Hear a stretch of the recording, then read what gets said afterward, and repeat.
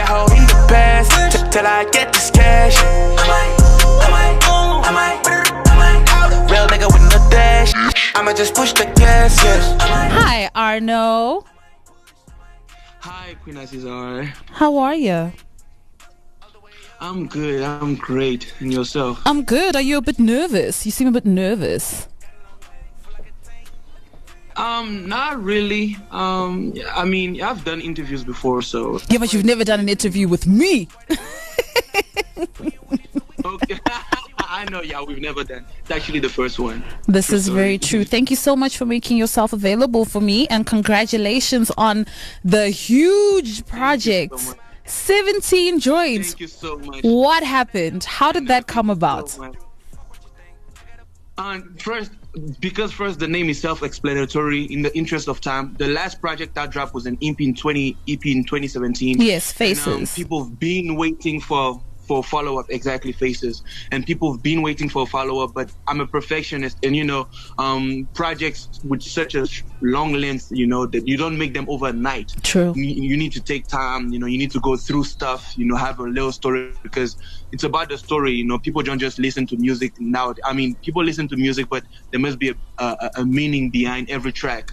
And it took me time to come up with 17 tracks. I heard some people were saying, nah, that's too much, but I'm like, I'd rather put all my eggs in one basket for now, because people have been waiting, and if they're expecting Arno to drop something, you should drop something that has a lot of meat, right, as I will say, inside. So that's why 17 tracks.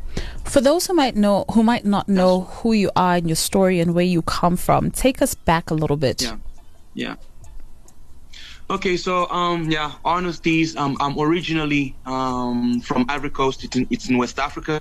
I was born in France, and I moved from France to Ivory Coast when my mom passed away when I was 7. Oh, I'm sorry to hear that. That's what I was doing. I spent most. It happened. Sorry, but I moved to Ivory Coast when I was 7. Then I did all my school life. I grew up that side, and then after my matric, I was requested by my uncle to come to South Africa. I was like, okay, why not? I like English because in Ivory Coast we speak French. Yes. Our first language is French. We don't speak English. So since in high school, I was really passionate about it. Not with the speaking. I wasn't good at speaking because I couldn't practice, but I was good at writing. So I was like, let me just come to South Africa, So landed in South Africa in 2013, started studying in Port Elizabeth. And also I had this passion of me being a producer, artist, but I couldn't do it because, there was family. I was a bit too caught up with stuff. So me being on my own here in South Africa really helped me discover myself in Port Elizabeth.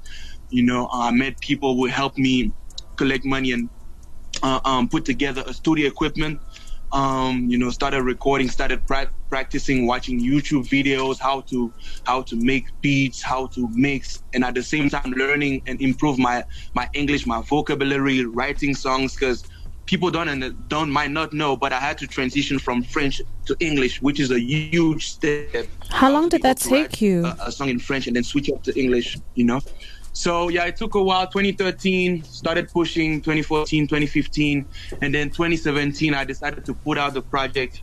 And then Faces, and then from there, I wasn't sure if people would like it, but the next year, 2018, I had cosigns from Teleman, from Terro, the singer. I had cosigns from Dream Team. A lot of people started giving me attention. So that's why I realized that, actually this music thing, you should do it for real. You should take it really seriously.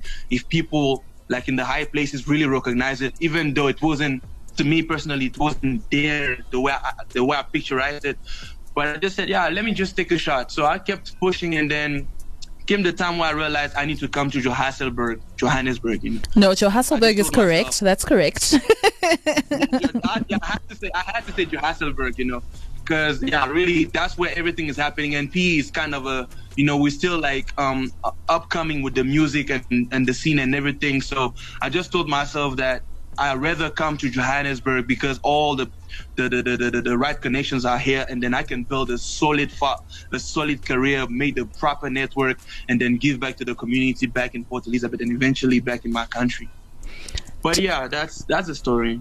Tell me, Arno, because your story is one of a lot of change. There's a lot of change that's taken place in your life, you know, from France to Ivory Coast to SA, PE to Johannesburg.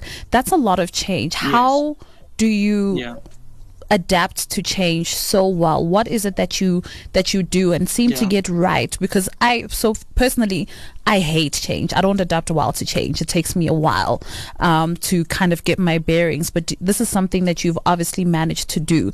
So how do you navigate change, and how did all that change also then influence your music?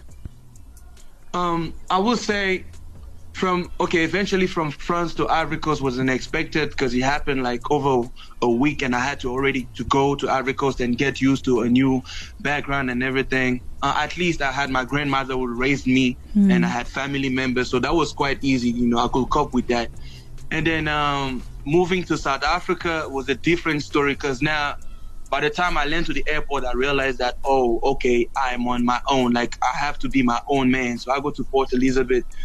That's where really I found myself. I have to educate myself in terms of, you know what's good and what's wrong, because now you're on your own. If you make a mistake, it's really on you. People, your family is at 1,000 kilometers away from you.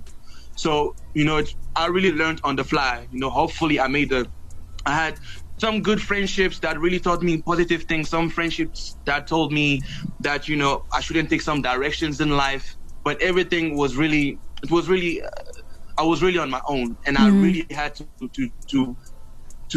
make the choices by myself and not really ask. Because at the end of the day, it's my life. If I make a mistake, it's on me. If somebody tells me something on me, you know, everything.